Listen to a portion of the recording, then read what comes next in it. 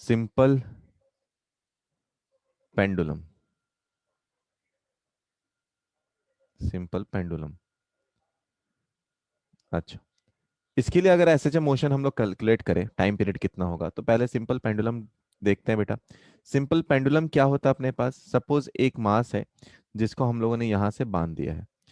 इस मास को बांध दिया हम लोगों ने यहां पर, इसको उठाया, इसी मास को यहां पर रखा है, यहां पर रखा है। तो अगर ये एंगल थीटा है बेटा, अपने को पता है कि mg तो नीचे एक्ट करेगा, mg नीचे एक्ट करेगा। ये एंगल भी अपने पास पता है थीटा ही होगा। तो इधर का जो फोर्स है उसका कंपोनेंट कितना हो गया? ये हो गया mg साइन थीटा। ये लेंथ है अपने पास l। तो अगर टॉर्क के लिए बात करें बेटा, तो टॉर्क इज इक्वल टू कितना होगा? टॉर्क इज इक्वल टू होगा अपने पास force into perpendicular distance. Force है अपने पास mg साइन थीटा और इसका परपेंडिकुलर डिस्टेंस है l। टॉर्क को अगर लिखा जाए बेटा, तो टॉर्क को हम लोग क्या लिख सकते हैं? आई इंटू अल्फा लिख सकते हैं। अब देखो थीटा का डायरेक्शन इधर है और टॉर्क का सेंस देखो तो वो अपोजिट सेंस में, तो दोनों के लिए आप माइनस लिख सकते हैं। तो यहां पर चाहे तो माइनस लगा सकते हैं, minus m into g into sine theta into l. और मोमेंट ऑफ इनर्शिया को क्या लिख सकते हैं आप? M l square into alpha is equal to minus M g sine theta into l. ठीक है, एक एल से एक एल कैंसिल आउट हो गया। अगर अगर साइन थीटा बहुत छोटा हो, थीटा की वैल्यू बहुत छोटा हो, तो साइन थीटा को हम लोग थीटा लिख सकते हैं, यानी कि एम एम भी इधर से कैंसिल आउट कर ही देते हैं। तो इसको लिख सकते हैं l into theta double dot, alpha को थीटा डबल डॉट लिख दिया, is equal to minus g into theta. और फिर लिख सकते हैं इसको theta double dot is equal to minus g upon l into theta. याद कर बेटा हम लोग क्या देखे थे? X double dot is equal to minus omega square x. Compare करें दोनों से तो ओमेगा की वैल्यू अपने को पता चलती है। ओमेगा की वैल्यू कितनी होती है? Under root of g upon l होता है, under root of g upon l होता है। यहां से देयर फोर टाइम पीरियड कितना निकाल सकते हैं? 2 pi upon omega, upon omega. यानी time period of simple pendulum हम लोग याद कर सकते हैं, 3 लोग गए, यानी 2 pi under root l upon g के बराबर। ये हो जाएगा अपना आंसर। मान लो बेटा अगर हम लोगों को पूछा जाए कि फिजिकल पेंडुलम बताओ, physical pendulum, physical pendulum, physical pendulum. देख बेटा, कोई भी ऑब्जेक्ट, सपोज अगर ये फोन को ही हम लोग पकड़ के इसको आप रोटेट करते हैं, तो ये भी एक एसएचएम मोशन कंप्लीट करेगा।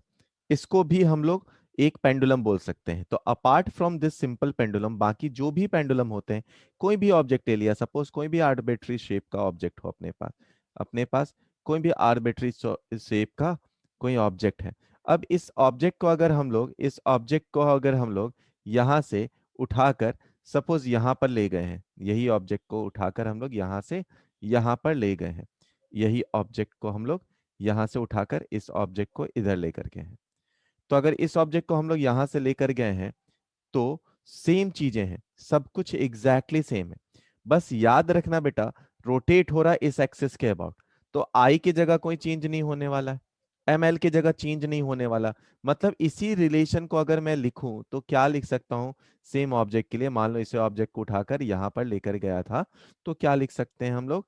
आई into alpha is equal to, क्या लिख सकते हैं हम लोग? M into l into g into theta लिख सकते हैं विथ अ माइनस साइन। यानी थीटा डबल डॉट हम लोग लिख सकते हैं minus m l g upon I into theta लिख सकते हैं। और अगर ये पता चल गया हम लोग, तो पता चल गया तो हम लोग लिख सकते हैं time period for physical pendulum लिख सकते हैं 2 pi under root I upon m l g. जब आप आई की वैल्यू एम एल स्क्वायर रखते हैं तो सेम रिलेशन मिल जाता है।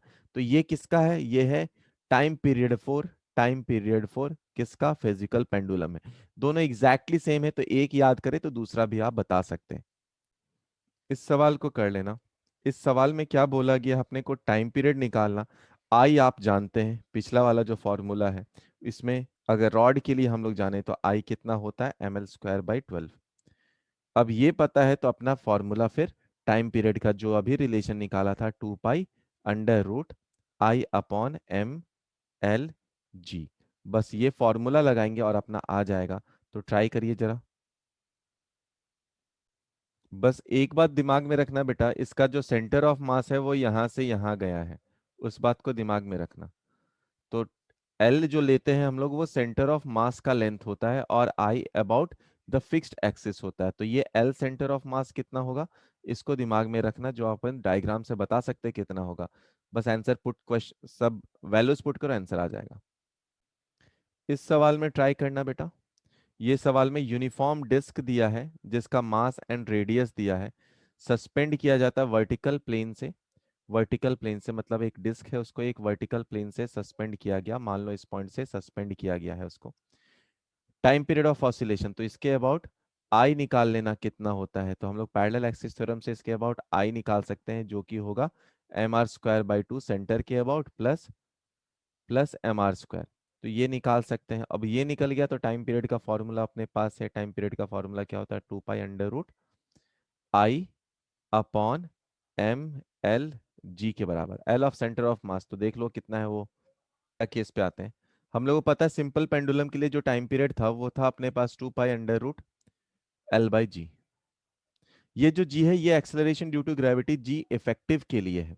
मान लो अगर सेम पेंडुलम को अगर एक लिफ्ट में रख दिया जाए, एक लिफ्ट में रख दिया जाए, और और वो लिफ्ट किसी एक्सेलरेशन a से ऊपर की तरफ जाए, एक्सेलरेशन a से ऊपर की तरफ जाए, तो क्या हो जाएगा, time period will be equal to g. अब देखो अंदर में जब आप जाते हैं, जब से ही आप मूविंग फ्रेम के अंदर जाते हैं तो एक्सेलरेशन नीचे की तरफ लगने लगता है। तो ये कितना आ जाएगा जी इफेक्टिव, यहां पर देखें तो ये आ जाएगा एल अपॉन जी प्लस ए, जी प्लस ए। अगर ये लिफ्ट नीचे आने लगे, अगर ये लिफ्ट नीचे आने लगे तो टाइम पीरियड कितना हो जाएगा, 2π√L अपॉन जी माइनस ए। ये दूसरा अपने पास हो जाएगा। अगर तीसरा ऐसा भी कहानी ले लिया जाए कि मान लो एक कार है या बस है, एक कार या बस है जिसमें अपने पास एक पेंडुलम है और इसे हम लोग एक्सेलरेट कर रहे हैं ए से, तो क्या होगा, पेंडुलम जरा पीछे आ जाएगा, पेंडुलम पीछे आ जाएगा। तो अब इसको देखा जाए तो इसके लिए जी इफेक्टिव कितना हो गया बेटा, जी इफेक्टिव दो चीजें हैं, पहले टेन थीटा अगर देखोगे तो वो हो जाएगा ए अपॉन जी के बराबर। तो tan theta will be equal to A upon जी, और जी इफेक्टिव अगर आप देखें तो वो हो जाएगा √A² + G²। टाइम पीरियड तो हम लोग निकाल ही सकते, 2π√L अपॉन जी इफेक्टिव के बराबर। इस सवाल को करना बेटा, अभी जो कंसेप्ट किए हैं एग्जैक्टली उसी पे है कि अगर एक पेंडुलम है जो ऑसिलेट कर रहा है, ट्रॉली है, ट्रॉली ट्रॉली आगे की तरफ मूव कर रहा है किसी कांस्टेंट एक्सेलरेशन से, तो क्या हो जाएगा, डायरेक्शन कितना चेंज होगा, वो डायरेक्शन पूछा है कि कितना रहेगा अपने से, है ना। तो मेन पोजीशन से कितना होगा वो बताना है अपने को। अभी जो बताया था कंसेप्ट एग्जैक्टली वही है। कितने के बराबर हो जाता है, जो थीटा आता है अपने पास, थीटा की वैल्यू अगर देखा जाए तो टेन थीटा की वैल्यू ए अपॉन जी के बराबर हो जाता, वही है आंसर जो हम लोग अभी अभी देखे हैं। चलो बेटा, अगले केस पे अगर हम लोग बात कर लें, उस पर भी थोड़ा थोड़ा धीरे धीरे हम लोग चर्चा करते हैं। मान लो ऐसा हुआ कि अपने पास जो पेंडुलम था, जो अपने पास पेंडुलम था उसको पानी में डुबो दिया गया, उसको पानी में डुबो दिया गया। तो टाइम पीरियड के साथ क्या चेंजेस आएंगे, पानी में डुबो दिया गया तो इस पे चेंजेस क्या आएंगे, टाइम पीरियड के साथ जी इफेक्टिव बनेगा, है ना। जी इफेक्टिव क्या है, एक्सेलरेशन है। तो एक्सेलरेशन कैसे निकाल सकते हैं, अगर आप एक्सेलरेशन ही निकालने निकालने का ट्राई करें यहाँ पे, तो इस केस में अपने पास जो एक्सेलरेशन है, मास इनटू एक्सेलरेशन, या फिर इस पे जो नेट फोर्स लग रहा है एफ नेट की बात करें, वो कितना लग रहा होगा बेटा, वो नीचे के तरफ का फोर्स mg लगेगा माइनस ऊपर की तरफ का फोर्स अप थ्रस्ट लगेगा, जो कि density of solid into volume into g के बराबर है ना, sorry density of the liquid into volume into g के बराबर। अब नेट फोर्स अपने को निकालना है या डब्ल्यू एपरेंट निकालना है, जो भी निकालना है, डब्ल्यू एपरेंट जहां से आप जी इफेक्टिव निकालेंगे, तो ये आ जाएगा कितना, density of the solid into volume into g के बराबर minus density of the liquid into volume into g के बराबर। तो वेट एपरेंट जो हम लोग बात कर रहे हैं, या जी इफेक्टिव एपरेंट या जी इफेक्टिव की बात कर रहे हैं, वो कितना आएगा बेटा, अगर हम लोग इससे कॉमन ले लें सब कुछ, हम लोग इससे चीजें कॉमन ले लें, तो जी इफेक्टिव की वैल्यू कितनी आ जाएगी बेटा, यहाँ पे आएगा वो जी इफेक्टिव की वैल्यू जी ब्रैकेट में one minus density of the liquid upon density of the solid के फॉर्म में आएगा। One minus density of the liquid minus density of the solid के फॉर्म में आएगा, ये आ जाएगा अपने पास जी इफेक्टिव। अब अगर इन सब चीजों को, सही है ना, हाँ सही है, डब्ल्यू अपरेंट को चलो यहीं पे लिख देते हैं। डब्ल्यू अपरेंट को हम लोग लिख सकते हैं density of the solid into volume into g के बराबर डेंसिटी, इसीलिए वॉल्यूम वॉल्यूम कैंसिल आउट हो गया, बाकी सब टर्म ये आ जाएगा। तो जी इफेक्टिव निकल गया आपके पास। तो टाइम पीरियड जब आप पानी के अंदर रख दें, जब आप पानी के अंदर रख दें तो कितना आ जाएगा, इसी को चलो और सिंप्लीफाई कर देते हैं, ये आ जाएगा g minus g into density of the liquid upon density of the solid के बराबर आ जाएगा। तो टाइम पीरियड की वैल्यू कितनी आ गई बेटा, वो आ गई 2 pi under root of 2 pi under root of l upon g effective के बराबर। इसको पुट कर देंगे, अपना आंसर आ जाएगा। ट्राई करो बेटा, ये सवाल का एग्जैक्टली सेम वाला है, जिसमें आप क्या सवाल में क्या बोला है, एक पेंडुलम है जिसमें मेटालिक बॉब है, जिसका टाइम पीरियड दिया है, इसको जब पानी में आप डुबो देते हैं, जिसकी पानी की density 1/4 of that of the metal है, यानी कि density of the liquid upon density of the solid की वैल्यू 1/4 के बराबर दी गई है। ठीक है, तो बताना है आपने को टाइम पीरियड कितना होगा। अभी जो हम लोग बात किए थे ना, time period is equal to g effective 2 pi under root l upon g effective. और जी इफेक्टिव कितना हो गया था, जी इफेक्टिव कितना हो गया था, वो आया था जी ब्रैकेट में 1 minus density of the liquid upon density of the solid के बराबर। ठीक है, बस इसी दो कंसेप्ट पे मिलकर बनेगा, ट्राई कर लीजिए, बन जाएगा आसानी से। चलो, अब अगर टेम्परेचर का इफेक्ट देखा जाए पेंडुलम पे, तो कैसे देख सकते हैं हम लोग बेटा, हम लोग टेम्परेचर इफेक्ट की बात कर रहे हैं, temperature effect on time period. अच्छा, देख बेटा, time period is equal to क्या होता है, वो होता है 2 pi under root l upon g. अगर कांस्टेंट्स की बात की जाए, अगर कांस्टेंट्स की बात की जाए तो time period is equal to, बाकी सारी चीजों को कांस्टेंट में कर दूं तो एल का पावर 1/2 के बराबर है, बाकी सारी चीजों को कांस्टेंट कर दिया, तो डेल्टा टी अपॉन टी किसके बराबर आएगा, half delta L upon L. बेटा अगर आपको याद होगा, डेल्टा एल अपॉन एल को हम लोग अल्फा डेल्टा टी से लिखते हैं थर्मल स्ट्रेन के केस में, तो इसको डेल्टा टी अपॉन टी को क्या लिख सकते हैं, हाफ अल्फा डेल्टा टी लिख सकते हैं। अब कट मत कर देना, ये क्या है, टेम्परेचर है, ये है डेल्टा टी, क्या टेम्परेचर है ना, नहीं तो ऐसा ना हो कि कई बार बच्चे गलत कट कर देते हैं इसे, डेल्टा टी, और ये टाइम है। ठीक है, अच्छा बेटा, अगर टेम्परेचर मान लो इंक्रीज होगा, अगर टेम्परेचर इंक्रीज होगा, अगर टेम्परेचर इंक्रीज होगा तो क्या होगा, लेंथ इंक्रीज होगा, लेंथ इंक्रीज होगा तो टाइम पीरियड इंक्रीज होगा, और टाइम पीरियड इंक्रीज होगा तो क्लॉक जो है वो स्लो हो जाएगा, क्लॉक स्लो हो जाएगा। ठीक है, समझ में आया यहां तक।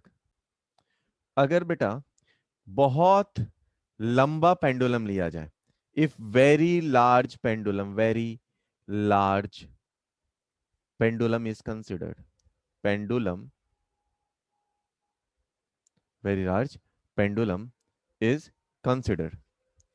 ठीक है, अगर बहुत लार्ज पेंडुलम कंसिडर, अगर बहुत लार्ज पेंडुलम कंसिडर किया गया है, यहां तक कि इसका जो लेंथ है वो रेडियस ऑफ अर्थ के कंपैरिजन में है, तब जो टाइम पीरियड होगा बेटा 2 पाई, उसका डायरेक्टली फॉर्म बता रहा हूं, प्रूफ बहुत ज्यादा इंपॉर्टेंट नहीं है तो इसलिए नहीं बता रहा हूं, 1/g 1/l प्लस 1/r के बराबर। ये कब है, बहुत लंबा टाइम पेंडुलम है तो। अब इसी में बेटा अगर एल बहुत ज्यादा बड़ा हो जाए, मतलब इनफाइनाइटली बड़ा हो जाए, तो 1/l की वैल्यू जीरो हो जाएगी, यानी 1/इनफाइनाइट जीरो हो जाएगा, तब ये आ जाएगा directly time period is equal to 2 pi under root r/g के बराबर।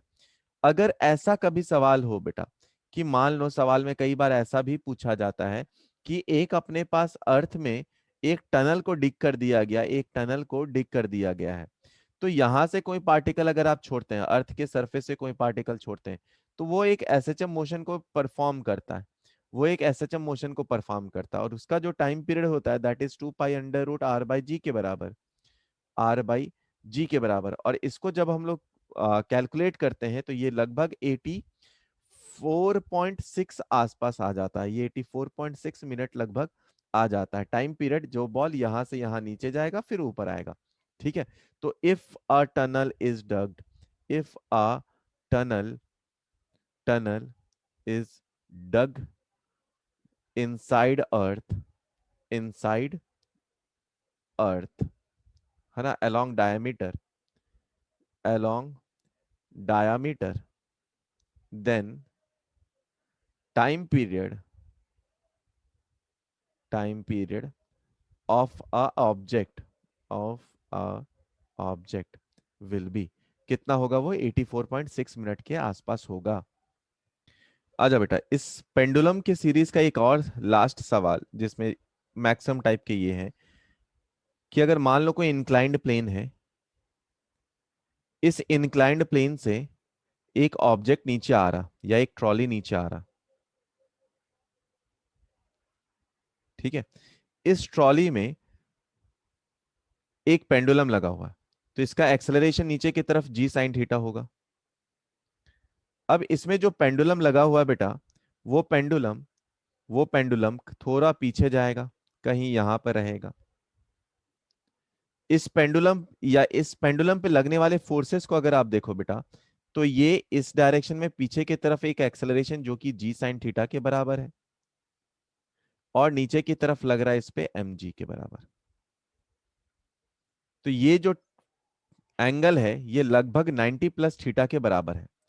ठीक है, ये एंगल 90 प्लस थीटा के बराबर है। तो इन दोनों का अगर रिजल्टेंट हम लोग निकाले बेटा, रिजल्टेंट जी इफेक्टिव, तो वो किसके बराबर हो जाएगा? वो हो जाएगा अपने पास a square plus g square plus twice a g sine of 90 plus, sorry, cos of 90 plus theta. ठीक है। ठीक है। अब वेक्टर का ये होता है ना, a square plus b square plus twice a b cos theta. ठीक है। अब अगर इन सब वैल्यूज को ए की जगह पे हम लोग जी साइन थीटा पुट कर दें, अगर हम लोग ए की जगह पे जी साइन थीटा पुट कर दें, तब जो जी की वैल्यू आएगी बेटा, तब जो जी की वैल्यू आएगी वो आ जाएगी under root of g times under root of या जी टाइम्स कॉस थीटा के बराबर आ जाएगी। जब पूरा सिंप्लीफाई कर लोगे आप, जी स्क्वायर कॉमन आ जाएगा, और 1 - साइन स्क्वायर थीटा को हम लोग 2 cos स्क्वायर थीटा लिख देंगे, तब जाकर ये बाहर आ जाएगा जी कॉस थीटा। तो इस केस में time period of this pendulum will be equal to 2 pi under root of l upon g cos theta के बराबर। ये हो जाएगा इसका आंसर। ठीक है। तो इसको जब हम लोग सिंप्लीफाई करेंगे, कॉस थीटा रखेंगे, यहाँ पे साइन स्क्वायर थीटा आ जाएगा, 1 - साइन स्क्वायर थीटा को आप 2 cos स्क्वायर थीटा रखेंगे, कॉमन लेंगे तो अपने पास ये आ जाएगा, क्या लिखेंगे हम लोग, 1 - साइन स्क्वायर थीटा को 2 cos स्क्वायर थीटा।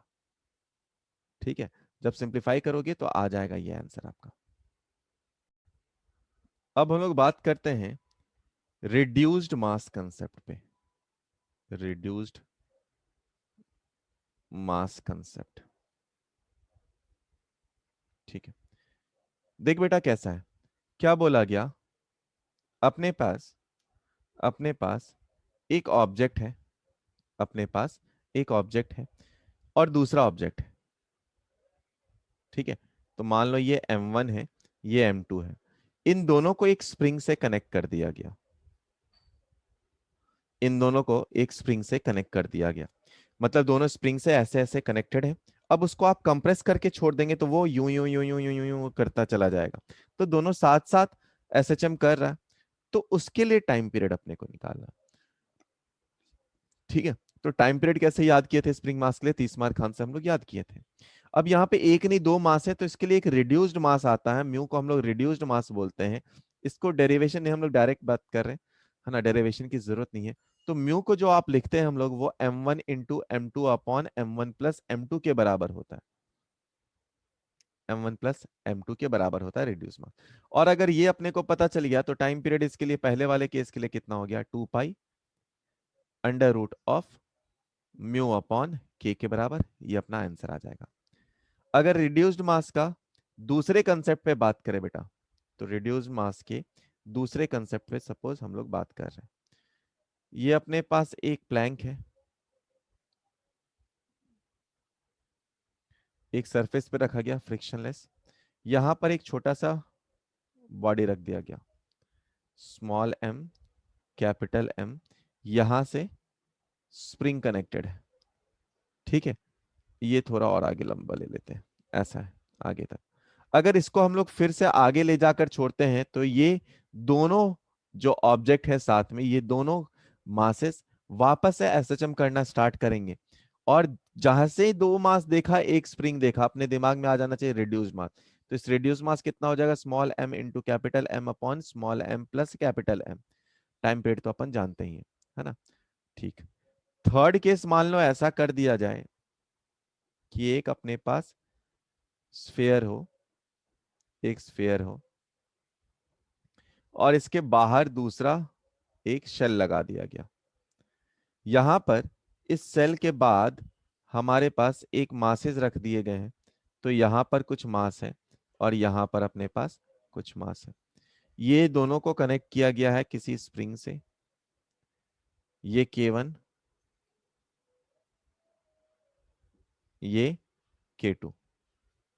ठीक है, देख बेटा, ये M1 ले लेते हैं, ये M2 ले लेते हैं। अपने को क्या दिख रहा है, दोनों स्प्रिंग पैरेलल में है, और स्प्रिंग पैरेलल में अगर होते हैं तो K इक्वलेंट कितना हो जाता है, K1 प्लस K2 के बराबर हो जाता है। म्यू तो हम लोग निकाल ही सकते हैं, कितने के बराबर हो जाएगा, M1 into M2 upon M1 plus M2 के बराबर, M1 प्लस M2 के बराबर। तो जो टाइम पीरियड आएगा वो कितना हो जाएगा बेटा, 2 pi under root of mu upon K equilibrium के बराबर। के इक्विलिब्रियम भी अपने को पता है, म्यू भी पता है, तो तीनों केस के लिए हम लोग रिड्यूस मास वाले कंसेप्ट से हम लोग इसका टाइम पीरियड निकाल सकते हैं। इस क्वेश्चन को पढ़ना बेटा, हम लोग धीरे धीरे इसको सॉल्व करने का ट्राई करेंगे। एक सॉलिड सिलेंडर है जिसका डेंसिटी अपने पास दिया हुआ है, इसका क्रॉस सेक्शन एरिया भी दिया हुआ है, इसका लेंथ भी दिया हुआ है अपने पास, है ना। ये फ्लोट करता है किसी लिक्विड में जिसका डेंसिटी रो है, एक्सिस वर्टिकल है। स्लाइटली जैसे ही डिप करते हैं फिर रिलीज करते हैं, तो इसको हम लोग को बताना है टाइम पीरियड, बताइए कितना होगा। आइए हम लोग इसको थोड़ा और अच्छे से समझते हैं, अपने लैंग्वेज में समझते हैं। इसको ड्रॉ कर लेते हैं पहले। तो मान लो अपने पास ऐसा कुछ सिलेंडर था पहले, ये है ना, जिसका इनिशियल लेंथ दिया हुआ है एच, एल दिया है बट हम लोग एच रख लेते हैं ऐसे ही, बस देखने में अच्छा है इसलिए। ठीक। और ये वाला पार्ट स्मॉल एच ले लेते हैं जो कि पानी में अंदर डिप है, अभी इक्विलिब्रियम में है बेटा। तो इक्विलिब्रियम में है मतलब अपथ्रस्ट फोर्स और mg बराबर होंगे। इसके कहने का तात्पर्य क्या है बेटा, कि density of the solid into area into H into g must be is equal to density of the liquid into volume, volume जो कि अंदर है, लिक्विड के अंदर है। तो ये वाला वॉल्यूम कितना है बेटा, एरिया इंटू स्मॉल एच के बराबर है इंटू जी के बराबर है। ठीक है, चाहो तो यहां से लिख सकते हो क्या, density of the solid into capital H is equal to small H into density of the liquid, ये लिख सकते हैं। मान लो इसको हम लोगों ने थोड़ा अंदर डिप कर दिया, थोड़ा अंदर डिप किया, तो जैसे ही अंदर डिप करा मतलब ये एक्स लेंथ फर्दर आया है, फर्दर आया है। तो अभी क्या होगा, अभी ऊपर वाला जो फोर्स है, ऊपर की तरफ लगने वाला फोर्स, अपथ्रस्ट फोर्स, वो डोमिनेंट हो जाएगा।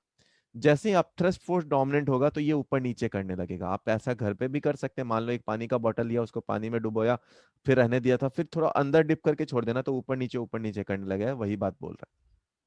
अच्छा, तो एक्सेलरेशन, अपथ्रस्ट बेटा ऊपर की तरफ है ना, डिस्प्लेसमेंट हुआ नीचे की तरफ, फोर्स लग रहा है ऊपर की तरफ। तो वापस से मास इनटू एक्सेलरेशन अगर लिख दिया जाए तो वो किसके बराबर होगा, upthrust force minus minus mg के बराबर होगा, माइनस mg के बराबर होगा। अब मास इनटू एक्सेलरेशन को हम लोग क्या क्या लिख सकते हैं, वो सब चीजें हम लोग लिखेंगे और आंसर अपना आ जाएगा। तो इसको लिख सकते हैं हम लोग, density of the solid into area into into length, है ना, इनटू लेंथ। अब लेंथ कौन सा लेना है वो थोड़ा सोचने वाली बात है, या मास रहने दे क्या, मास को हाँ पूरा का पूरा ही एक्सेलरेट करेगा, तो पूरा का पूरा एक्सेलरेट करेगा तो एच ही लेने देते हैं, क्योंकि पूरा मास ऊपर नीचे जा रहा है। ठीक है, इनटू ए। अब थ्रस्ट फोर्स में चेंज होगा बिल्कुल। तो density of the liquid into area into, ये आ जाएगा अपने पास स्मॉल एच प्लस एक्स जो कि एक्स्ट्रा लेंथ हुआ है, इनटू जी के बराबर, ये हो गया अब थ्रस्ट फोर्स, माइनस अपने पास है एम जी जो कि है density of the solid into area into capital H, है ना। अच्छा देख, mg को बेटा हम लोग ये भी लिख सकते थे, है ना, डेंसिटी ऑफ द लिक्विड जो भी लिख सकते थे, तो density of the liquid into small h into g भी लिख सकते हैं।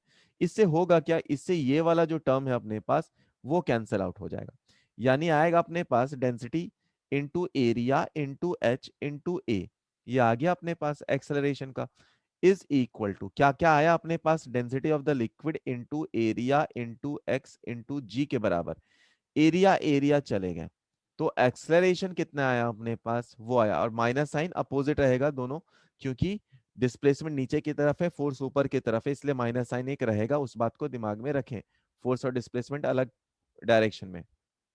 यहाँ पे इधर कर देते या उधर ही रहने दो, कोई बात नहीं। Density of the liquid into G upon upon density of the solid into H into X, है ना, इसी को सिंप्लीफाई किया, यानी एक्सेलरेशन एक्स डबल डॉट को हम लोग क्या लिख सकते हैं, minus minus density of the liquid into G upon density of the solid into H into X के बराबर। अब जैसे ही ये पता चल गया अपने को, मतलब ओमेगा स्क्वायर पता चल गया, ओमेगा स्क्वायर पता चल गया, ओमेगा पता चल गया, मतलब time period is equal to क्या आ जाएगा, 2 पाई अपॉन ओमेगा, ओमेगा से हम लोग डिवाइड कर रहे हैं, तो डिवाइड कर रहे हैं तो क्या हो जाएगा, डिनोमिनेटर वाला टर्म तो ऊपर चला जाएगा, मतलब ये आ जाएगा density of the solid into h upon density of the liquid into g के बराबर। ठीक है, और कैपिटल एच की जगह पे क्या है अपने पास, कैपिटल एच की जगह पे लेंथ दिया हुआ है। जब ये सब देख ले तो अपने पास सेकंड ऑप्शन आ गया, जो कि इसका आंसर है।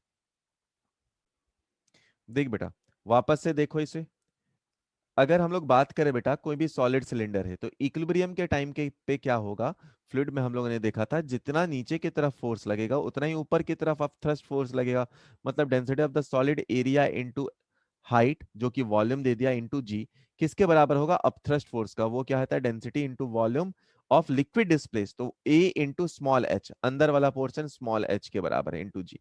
ठीक है, तो ये इक्वेशन अपने पास आ गया। अब इसके बाद इसे एक थोड़ा और नीचे की तरफ आप डिप करते हैं, तो फर्दर कितना डिप चला गया, वो एक्स चला गया, तो टोटल डेप्थ कितना हो गया, एच प्लस एक्स के गया, अब ये ऊपर नीचे करने लगेगा।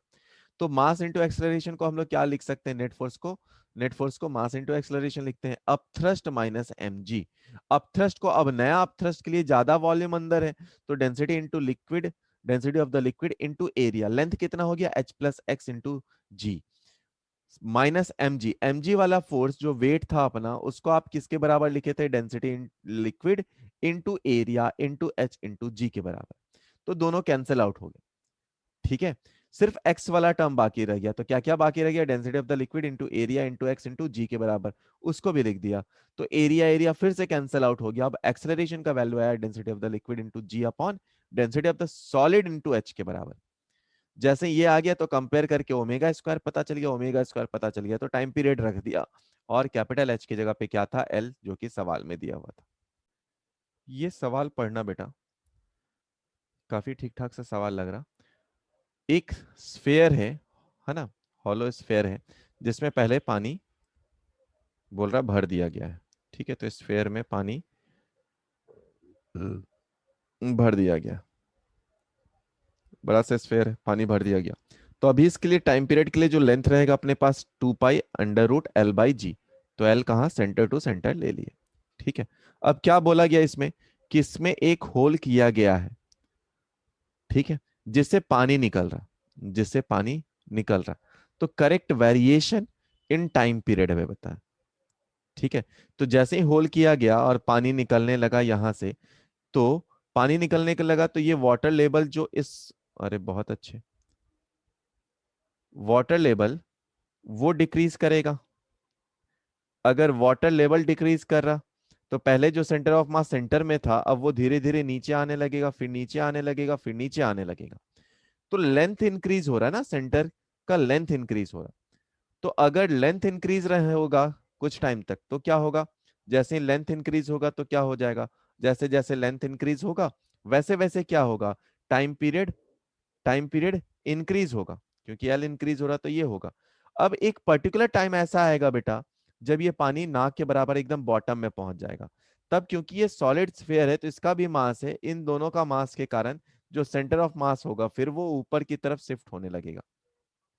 ठीक है, तो एक पर्टिकुलर हाइट आने के बाद या एक पर्टिकुलर क्वांटिटी ऑफ वाटर आने के बाद जो सेंटर ऑफ मास है वो ऊपर की तरफ शिफ्ट करने लगेगा, और सेंटर ऑफ मास अगर ऊपर की तरफ शिफ्ट करने लगेगा तो एल की वैल्यू क्या हो जाएगी, डिक्रीज करने लगेगी, और जैसे ही एल की वैल्यू डिक्रीज करने लगेगी तो टाइम पीरियड भी डिक्रीज करने लगेगा।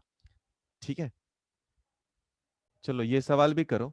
अभी अभी बताया था पेंडुलम का लेंथ के साथ क्या है, डेल्टा टी अपॉन टी किसके बराबर था, अभी अभी हम लोग बात किए थे half delta L upon L, है ना।